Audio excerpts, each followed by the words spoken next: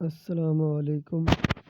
मेरा नाम है उज़ैर ज़फ़र और आज हम एक्सरसाइज करेंगे chapter number 3 variation heredity and cell division of class 8। तो पहले शॉर्ट क्वेश्चंस कर रहे हैं हम।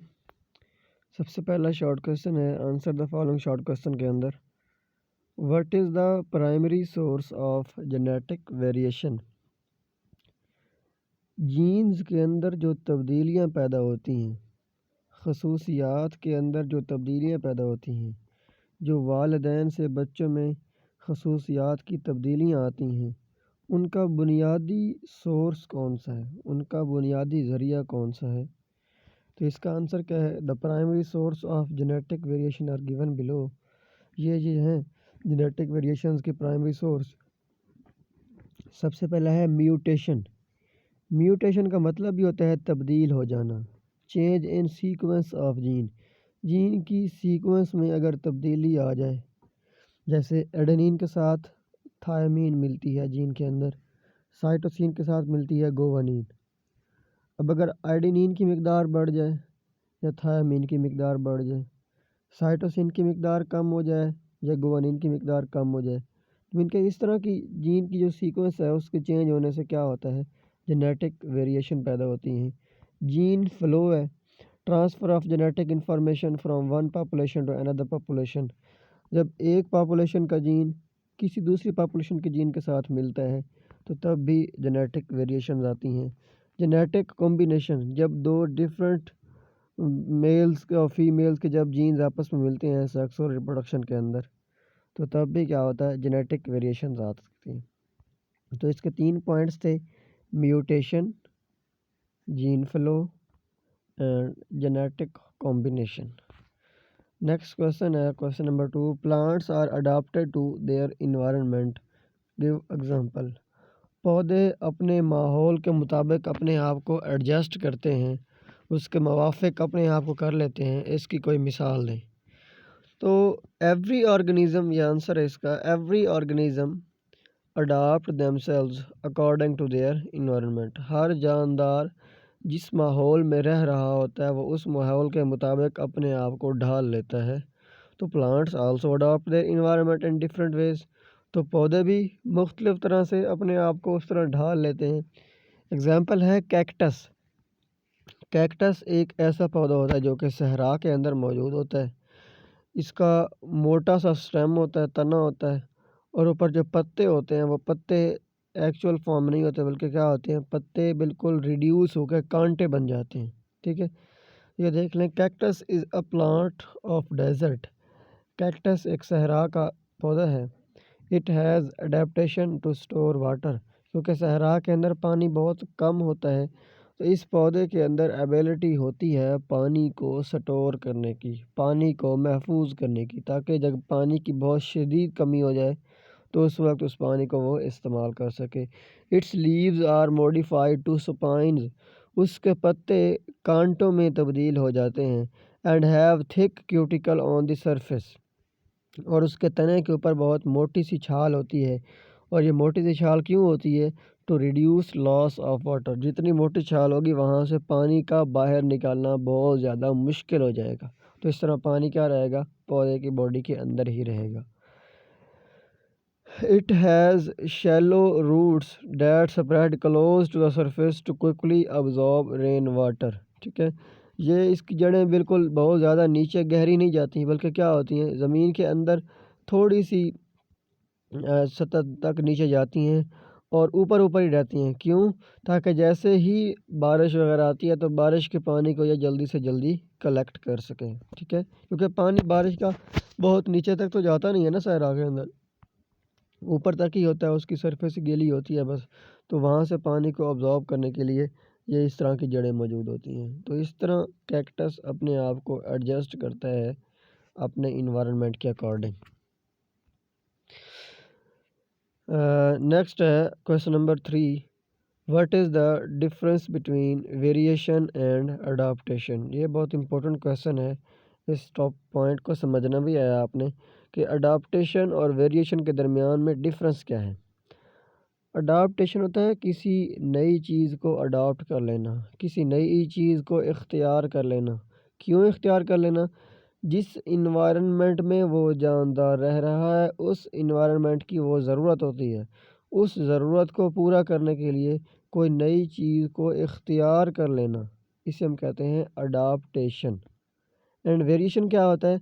वेरिएशन जीन्स के अंदर जो तब्दीलियाँ पैदा होती हैं, जो बच्चों और वालिदैन के दरमियान में खसूसियात की डिफरेंसेस होते हैं, उनको हम कहते हैं वेरिएशंस। पॉइंट्स क्या हैं? Adaptations are physical and behavioural traits that make an organism better suited to its environment. Adaptation कोई भी एक ऐसी खसूसियत है जिस खसूसियत के ज़रिए वो जानदार अपने आप को अपने माहौल के मुताबिक ढाल लेता है। अब जैसे मैं कहता हूँ ये कैक्टस जो प्लांट अभी हमने किया है, तो कैक्टस के अंदर ये अडाप्टेशन है ना कि उसके पत्ते क्या हो जाते हैं, स्पाइन्स के अंदर चेंज हो जाते हैं, उसकी क्यूटिकल बहुत ज़्यादा मोटी हो जाती है, उसकी रूट्स जो हैं वो शैलो होती हैं। ये सारी की सारी अडेप्टेशंस हैं, ठीक है। Adaptation is a trait that all the organism of the species have.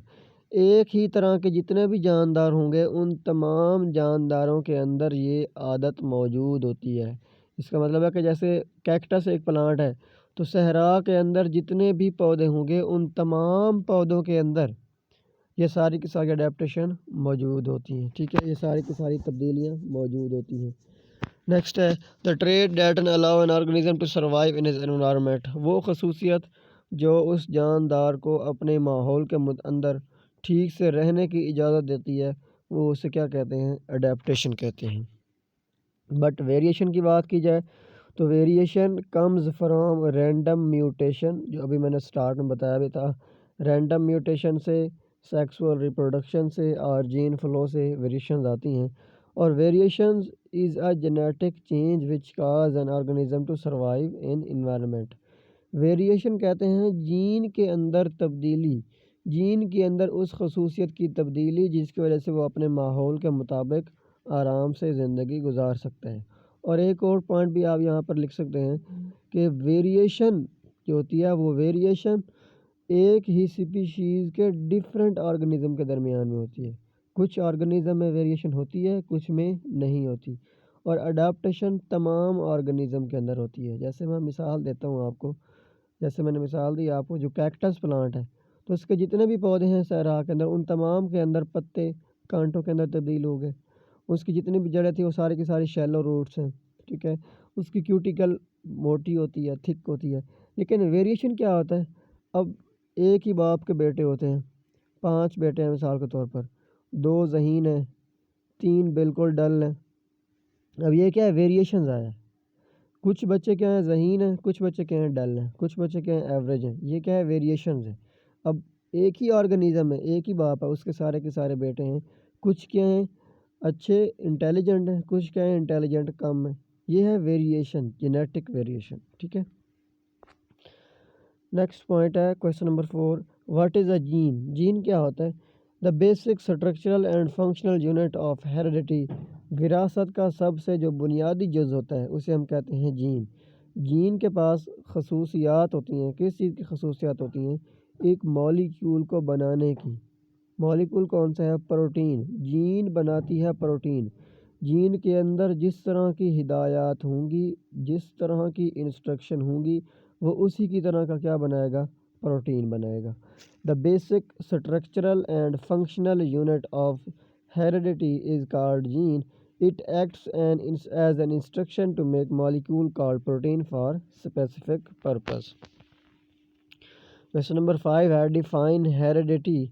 विरासत को डिफ़ाइन करें, उसकी तारीफ़ बताएं। डिस्क्राइब इट्स इम्पोर्टेंस, उसकी अहमियत बताएं। किसके हवाले से? In transferring of characteristics from parents to offspring.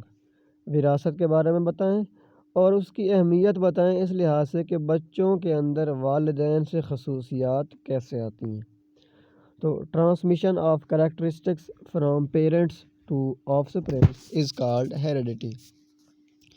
वालिदैन से बच्चों के अंदर खसूसियात का मुंतकिल हो जाना, इसे हम कहते हैं हेरिडिटी, विरासत।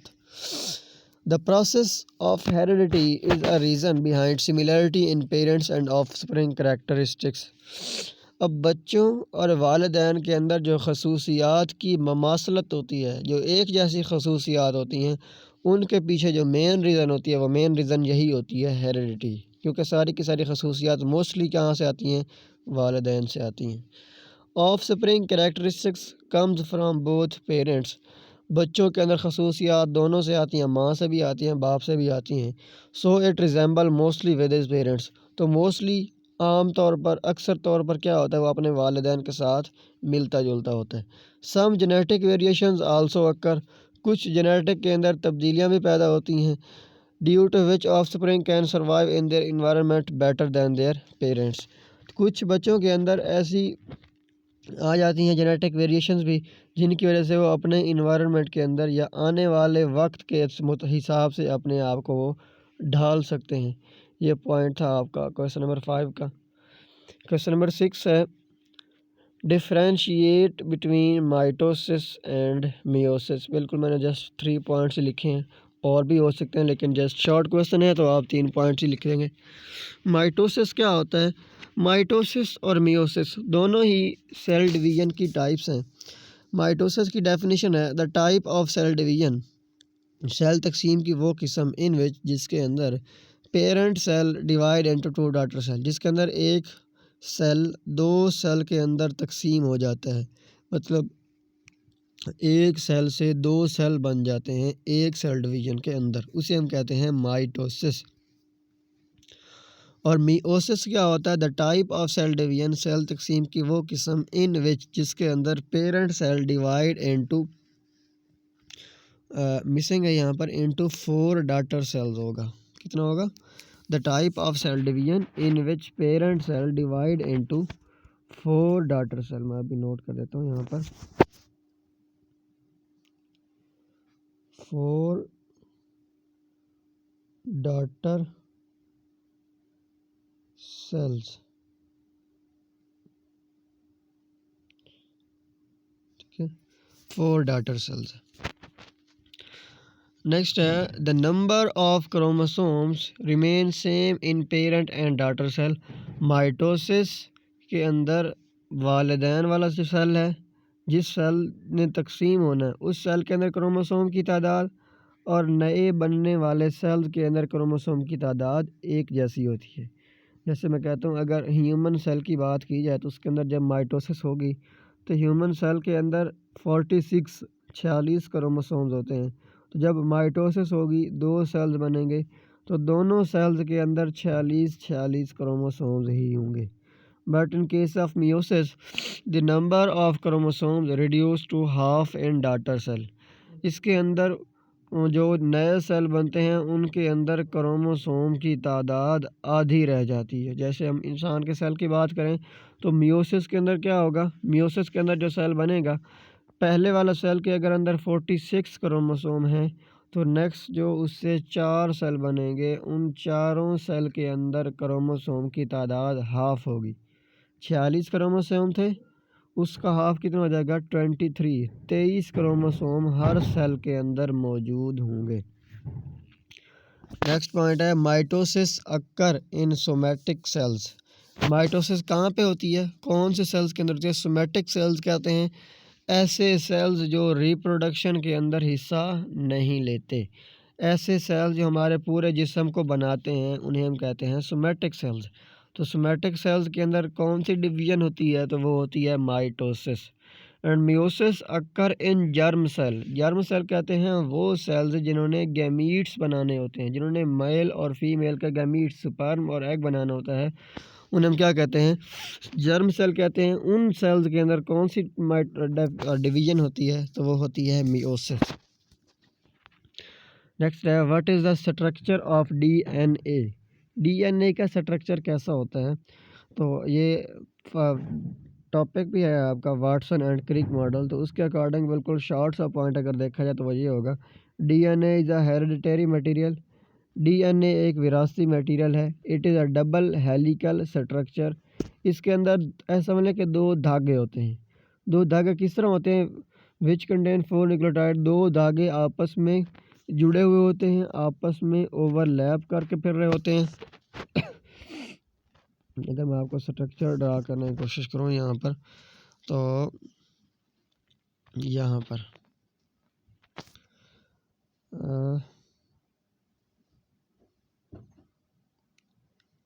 स्ट्रक्चर ड्रा करते हैं। अब हम यहाँ पर थोड़ा सा ट्राई करता हूँ मैं।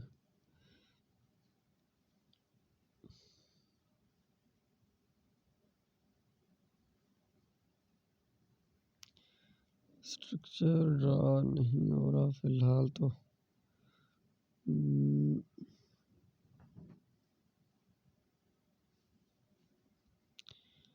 चले, मैं जब लेक्चर दूंगा ना तो तब आपको वहाँ पर समझा दूँगा। फ़िलहाल आप स्ट्रक्चर ना देखें, जस्ट आप देख लें इसके अंदर। कहाँ पे थे हम? यहाँ। DNA is hereditary material, it is double helical structure. ये एक दो धागे नुमा साख्तें होती हैं जो आपस में ओवरलैप की हुई होती हैं, आपस में लिपटी हुई होती हैं। ऐसे समझ लें दो रस्सियाँ हैं और दो रस्सियाँ आपस में क्या की हुई हैं, लपेटी हुई हैं, आपने एक दूसरे के ऊपर लपेटी हुई हैं। विच कंटेन 4 न्यूक्लियोटाइड, जिसके अंदर 4 न्यूक्लियोटाइड्स होते हैं बेसिक। कौन कौन से होते हैं? एडिनिन, जिसे हम ए के साथ रिप्रेजेंट करते हैं, थायमीन टी के साथ रिप्रेजेंट करते हैं, cytosine and guanine. Adenine make hydrogen bond with thymine. Adenine अब एक स्ट्रैंड के ऊपर होगा एडिनिन, दूसरे स्ट्रैंड के ऊपर होगा थायमीन। ये दोनों आपस में जुड़े हुए होंगे, make hydrogen bond with thymine. And cytosine make hydrogen bond with guanine. और एक स्ट्रैंड पर साइटोसिन और दूसरे पर क्या होगा? गुवानिन। और वो आपस में हाइड्रोजन बॉन्ड बनाए हुए होंगे, जुड़े हुए होंगे। इस तरह दो स्ट्रैंड्स आपस में जुड़े हुए होते हैं। नेक्स्ट है कॉन्स्ट्रक्टेड रिस्पॉन्स क्वेश्चन। इनके बारे में बताना है आपने। फर्स्ट क्वेश्चन है, gametes are haploid cell. Gametes जिसे हम स्पर्म और एग कहते हैं, वो हैप्लॉइड सेल होते हैं, मीन के उनके अंदर क्रोमोसोम की तादाद बाकी सेल्स की निस्बत आधी होती है। what do you think what would happen if the gametes forming a zygote are diploid? आपको क्या लगता है कि अगर जो दोनों गैमीट्स आपस में मिलकर जाइगोट बनाते हैं, अगर दोनों गैमीट्स हैप्लॉइड होने की बजाय डिप्लॉइड हों, मीन के अगर मेल का गैमीट है तो उसके अंदर भी 23 की बजाय 46 क्रोमोसोम्स हों, और मेल के गैमीट्स भी कितने हों, उसके अंदर भी क्रोमोसोम की तादाद 46 हो, तो जब वो आपस में मिलेंगे तो जो जाइगोट बनेगा उस जाइगोट का क्या हाल होगा? तो in sexual reproduction gametes are haploid cell. Reproduction के अंदर क्या होते हैं? गैमीट्स हमेशा हैप्लॉइड सेल ही होते हैं, मीन के उनके अंदर क्रोमोसोम की तादाद हाफ होती है। When male and female gametes fuse with each other they form are diploid zygote. तो जब वो आपस में मिलते हैं तो क्या बनाते हैं? Diploid zygote. मीन के 23 क्रोमोसोम एक तरफ से, 23 क्रोमोसोम्स दूसरी तरफ से, दोनों मिलेंगे तो बन जाएंगे 46 chromosomes. But if diploid gametes fuse with each other, लेकिन अगर डिप्लॉइड गैमीट्स आपस में फ्यूज होते हैं, दोनों के अंदर अगर 46 क्रोमोसोम्स हैं, तो जब वो आपस में मिलेंगे दे विल फॉर्म अ टेट्राइड। तो ये 2n होता है डिप्लॉइड, ये क्या बना देंगे? टेट्राइड। 4n बना देंगे, जिसके अंदर क्रोमोसोम की तादाद क्या हो जाएगी? इंसान के अंदर देखा जाए तो 92 हो जाएगी। Zygote and resulting organism will be abnormal. और वहाँ से जो जानदार बनेगा वो जानदार क्या होगा? एबनॉर्मल होगा। एक्चुअल में जिस तरह इंसान होता है उस तरह वो नहीं होगा। ये मेन बात है यहाँ पर कि अगर इंसान के केस के अंदर देखा जाए, ह्यूमन के केस के अंदर, तो अगर डिप्लॉइड गैमीट्स आपस में मिलते हैं तो जो नया जानदार बनेगा वो क्या होगा? एबनॉर्मल होगा, ठीक नहीं होगा। In case of human beings that zygote will have 92 chromosomes. Next question है, an injury on a person's bodies need more and more cells for the repair of his body. What type of cell division you think will provide more and more cells of his body repair? तो ये बात याद रखनी है, जो हमारी body के जितने भी सेल्स हैं ना, जर्म सेल के अलावा, वो सेल जो गैमीट्स बनाते हैं उनके अलावा जितने भी सेल्स हैं वो तमाम के तमाम सेल्स माइटोसिस करते हैं, और माइटोसिस के ज़रिए वो क्या करते हैं? अपनी तादाद को बढ़ाते हैं। क्योंकि माइटोसिस के केस के अंदर क्रोमोसोम की तादाद क्या रहती है? सेम रहती है। Van ever a body part of person get injury, जब भी कभी किसी इंसान का कोई हिस्सा इंजर्ड होता है, ज़ख्मी होता है, it need more and more cells division to compensate this reason. तो वहाँ पर क्या हो जाता है, हो सकता है वो खला पैदा हो जाए या वहाँ से जो सेल की डेथ होती है उन सेल्स की कमी को पूरा करने के लिए वहाँ पर सेल की तकसीम दरकार होती है, ज़रूरत होती है उसकी। In this case mitosis cell division occur, तो वहाँ पर कौन सी होती है, माइटोसिस होती है। To produce more and more cells, ज़्यादा से ज़्यादा सेल्स पैदा करने के लिए वहाँ पर माइटोसिस की ज़रूरत होती है, माइटोसिस होती है वहाँ पर। नेक्स्ट है which of the following figure represent a phase of mitosis and other in a phase of meiosis. और दो डायग्राम आपके पास दी गई हैं, इनमें से बताना है कि माइटोसिस कौन सी है और मियोसिस कौन सी है। तो अभी हम स्टार्ट के अंदर डिफरेंस कर चुके हैं, तो उसके अकॉर्डिंग देखा जाए तो माइटोसिस ऐसी सेल डिवीजन होती है जिसके अंदर क्रोमोसोम की तादाद हाफ हो जाती है। क्या हो जाती है, हाफ हो जाती है। लेकिन मियोसिस के केस के अंदर क्या होता है, क्रोमोसोम की तादाद माइटोसिस के अंदर क्रोमोसोम की तादाद सेम रहती है और मियोसिस के अंदर क्रोमोसोम की तादाद क्या हो जाती है, हाफ हो जाती है। अब इस बात को समझने के लिए एक पॉइंट माइंड में बिठा लें आप, और वो पॉइंट क्या है, यहाँ पर ये देखा जाए तो ये जो क्रोमोसोम है ना, ये क्रोमोसोम जिसके 4 कोने बने हुए हैं, ऊपर भी हैं और नीचे भी हैं, इनके ये 4 क्रोमोसोम हैं। टोटल कितने हैं, ऊपर वाले केस में भी 4 क्रोमोसोम हैं, नीचे वाले केस में भी 4 क्रोमोसोम हैं। अगर ए पार्ट की बात की जाए तो ए पार्ट में देखें, एक साइड से जो सेंट्रियोल से धागे निकल रहे हैं वो जस्ट और जस्ट एक ही क्रोमोसोम को के साथ अटैच है। ये ऊपर से भी देख सकते हैं आप, इधर से अगर रेड की तरफ से आ तो वो सिर्फ रेड को कवर कर रहा है, और इधर से दूसरा जो आ रहा है धागा वो क्या कर रहा है, सिर्फ और सिर्फ ब्लू कलर के को क्या कर रहा है या ग्रीन कलर को क्या कर रहा है, अटैच कर रहा है अपने साथ। अब जैसे ही सेल डिवीजन होगी तो इनमें से लेफ़्ट साइड वाला क्रोमोसोम लेफ़्ट वाले के पास चला जाएगा और राइट वाला क्रोमोसोम राइट के पास, मीन के एक क्रोमोसोम इधर चला जाएगा, दूसरा क्रोमोसोम इधर, ऊपर से भी एक क्रोमोसोम लेफ़्ट पे, एक क्रोमोसोम राइट पे। तो मीन के लेफ़्ट साइड पे भी 2 क्रोमोसोम रह जाएंगे और राइट साइड पे भी 2 क्रोमोसोम रह जाएंगे। टोटल क्रोमोसोम थे 4, 2 एक साइड पे चले गए, 2 एक साइड पे चले गए। अब 4 से 2 हो गए तो हाफ हो गया ना, हाफ हो गए तो वो कौन सी सेल डिवीजन होती है, मियोसिस। और नेक्स्ट केस में देखा जाए तो यहाँ पर भी टोटल 4 क्रोमोसोम्स हैं। अब 4 क्रोमोसोम्स हैं, अब यहाँ पर आपने देखना है 4 क्रोमोसोम के अंदर देखा जाए तो ये जो स्पिंडल फाइबर निकल रही हैं साइड से सेंट्रियोल से, उन्होंने हर क्रोमोसोम के साथ अटैच हैं। नीचे से अगर स्टार्ट करें तो इस ग्रीन के साथ दोनों साइड से आके धागे ने अटैच हुआ है। ऊपर वाले केस में भी देखिए दोनों साइड से स्पिंडल फाइबर आए हुए हैं। इनके चारों क्रोमोसोम के अंदर दोनों साइड से स्पिंडल फाइबर आ रहे हैं। तो जब यहाँ पर सेल डिवीजन होगी तो इनमें से हाफ इधर चला जाएगा, हाफ इधर। हाफ का मतलब भी यहाँ पर यही होगा कि जब एक पेयर जाए या, अब ये पेयर की फॉर्म में इनमें से एक क्रोमोसोम इधर चला जाएगा, एक क्रोमोसोम इधर चला जाएगा, मतलब एक यहाँ से इधर रेड का एक इधर आ गया, फिर ग्रीन के इधर एक आ गया, फिर रेड के इधर आ गया, फिर ग्रीन का। इनके टोटल 4 क्रोमोसोम लेफ़्ट साइड पे भी हो जाएंगे और 4 ही क्रोमोसोम राइट साइड पे भी हो जाएंगे। यहाँ सेल डिवीजन से पहले भी 4 क्रोमोसोम ही थे, सेल डिवीजन के बाद भी 4 ही क्रोमोसोम्स रहेंगे। तो इसका मतलब क्या है, क्रोमोसोम की तादाद सेम रही है। अगर सेम रही है तो मीन के क्या होगी, माइटोसिस। इस बात को अंडरस्टैंड करने के लिए ये देखना है आपने, ये मेन डिफरेंस है। यहाँ पर स्पिंडल फाइबर निकल रही हैं, ऊपर वाले एक केस के अंदर जस्ट और जस्ट एक साइड से आ रही है तो वह जस्ट और जस्ट ग्रीन को अपनी तरफ अट्रैक्ट कर रहा है और दूसरी साइड से रेड को अट्रैक्ट कर रहा है। लेकिन यहाँ पर देखें तो दोनों साइड से जो स्पिंडल फाइबर आ रहे हैं वो हर एक के साथ अटैच है, मीन के हाफ हाफ चले जाएंगे इधर। तो इसका आंसर क्या होगा, part A is a meiosis process because figure shows that during division daughter cell will contain half number of chromosome as compared to parent cell। क्योंकि फिगर से हमें पता चल रहा है कि जब सेल डिवीजन होगी तो दोनों सेल्स के अंदर क्रोमोसोम की तादाद आधी हो जाएगी। बट पार्ट बी के अंदर देखा जाए तो इज अ माइटोसिस प्रोसेस, ये एक माइटोसिस का अमल है, because figure shows that number of chromosome will remain same number of chromosome as compare to parent cell. जैसे पेरेंट सेल के अंदर क्रोमोसोम्स थे उतने ही क्रोमोसोम्स बच्चों के अंदर भी आएंगे, डॉटर सेल्स के अंदर भी आएंगे, तो वो क्या होगा, माइटोसिस होगा।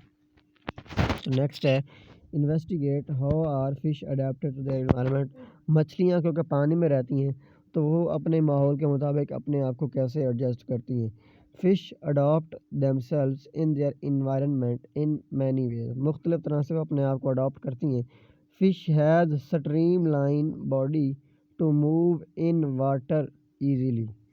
मछलियों की शक्ल होती है किस तरह की, स्ट्रीमलाइन बॉडी ऐसी होती है जिसके अंदर स्टार्ट से मुंह वाली जगह पे भी थोड़ी बारीक होगी और एंड वाली साइड से भी क्या होगी, बारीक, और दरमियान में से मोटी होती है। मछली आपने कभी नोट की है उसको, तो स्टार्ट से भी उसका जो फेस होता है वो भी क्या होता है, बारीक होता है, और एंड वाला पोर्शन भी क्या होता है, बारीक। दरमियान में से वो क्या होती है, थिक होती है, मोटी होती है। तो इस तरह की बॉडी के स्ट्रक्चर को हम कहते हैं स्ट्रीमलाइंड। इस स्ट्रीमलाइन से क्या होता है, वो पानी के अंदर इजीली स्विम कर सकती हैं। Most fish have several fins for swimming. तो उसके लिए छोटे छोटे उनके साथ फिन्स भी लगे हुए होते हैं। जैसे आप ऐसे समझ लें कि पर जैसे नहीं कहते हम दूसरे जानवरों के अंदर, परिंदों के अंदर, तो इस तरह के जो इनके फिन्स होते हैं जो बॉडी के साथ बिल अटैच होते हैं, वो भी क्या करते हैं, स्विमिंग में इनकी हेल्प आउट करते हैं। Fish have gills. हमारे जिस्म के अंदर तो फेफड़े होते हैं सांस लेने के लिए, इनके क्या होते हैं, गिल्स, गिलफड़े होते हैं जो उनके ये फेस के साथ ही करके होते हैं। That allow them to breathe oxygen in water, जो कि उन्हें पानी के अंदर सांस लेने में हेल्प आउट करते हैं। Most fish have colour pattern that allow them to land in their environment. Blend होगा यहाँ पर, लैंड नहीं है, BLEND होना, blend in with their environment. अब कुछ मछलियाँ ऐसी होती हैं जिन मछलियों के पास ये एबिलिटी होती है कि जिस तरह के इन्वायरमेंट में जाएंगे, जहाँ पर जिस इनके, अगर वो पानी में रहती है ना, मिसाल के तौर पर पानी में ही रहती हैं, तो पानी में जिस तरह का पानी का कलर होगा, क्योंकि साल्ट वगैरह की वजह से, मिट्टी वगैरह की वजह से जिस तरह का पानी का कलर होगा, वो अपने आप को उसी तरह के कलर में ढाल लेंगी, ताकि वो अपने प्रेडेटर से, अपने शिकारी से, जो उसको शिकार कर रहा है, कोई जानवर जो पानी के अंदर ही मौजूद है, उससे वो आसानी के साथ छुप सकती हैं। ये उसके अंदर एबिलिटी होती है। तो पॉइंट कौन कौन से थे, fish has streamline body to move in water easily, most fish have several fins for swimming, fish have gills that allow them to breathe oxygen in water, most fish have color pattern that allow them to blend in with their environment। तो इसका last question है आज के हमारे topic का, exercise का, when you get a cut on your hand how it get heeled. जब हमारे हाथ का कोई भी हिस्सा कट आउट होता है तो वो जल्दी ठीक कैसे हो जाता है। तो when we get a cut on our hand it get healed because the reason of cut have information from brain to increase cell division. तब होता क्या है, जब कोई हमारे जिस्म का हिस्सा कट आउट हो जाता है तो वो ठीक कैसे होता है, उस जगह पर आती है ब्रेन से इंफॉर्मेशन। ब्रेन से इंफॉर्मेशन आती है रेड ब्लड सेल्स के ज़रिए, रेड ब्लड सेल्स के ज़रिए वहाँ पर इंफॉर्मेशन आती है। और इंफॉर्मेशन क्या आती है कि वहाँ पर जो सेल डिवीज़न है उसकी स्पीड को बढ़ा दिया जाए। सेल डिवीज़न की स्पीड जब बढ़ जाती है तो so due to mitosis cell division hand get healed. तो उससे क्या होता है, माइटोसिस सेल डिवीजन होती है जिसके ज़रिए हाथ जल्दी से जल्दी ठीक हो जाता है। ये इंफॉर्मेशन कैसे आती है, ब्रेन से इंफॉर्मेशन आती है रेड ब्लड सेल्स के ज़रिए, और वहाँ पर माइटोसिस के ज़रिए सेल डिवीजन बढ़ती चली जाती है और वहाँ पर हिस्सा क्या हो जाता है, जल्दी से जल्दी ठीक हो जाता है। और ये कहा जाता है कि अगर इंसान को कहीं पर भी चोट लगती है जिस्म के अंदर, अगर थोड़ी बहुत खराश होती है तो वहाँ पर विद इन 2 वीक्स वो पार्ट बिल्कुल ठीक हो जाता है। अगर ज़ख़म ज़्यादा गहरा हो तो फिर ज़्यादा वक्त भी लग सकता है। तो ये था हमारा आज का लेक्चर जिसके अंदर हमने एक्सरसाइज को देखा है। चैप्टर नंबर 3 जेनेटिक वेरिएशन का था, variation heredity and cell division. I hope so तमाम क्वेश्चंस ठीक से आपने समझ लिए होंगे।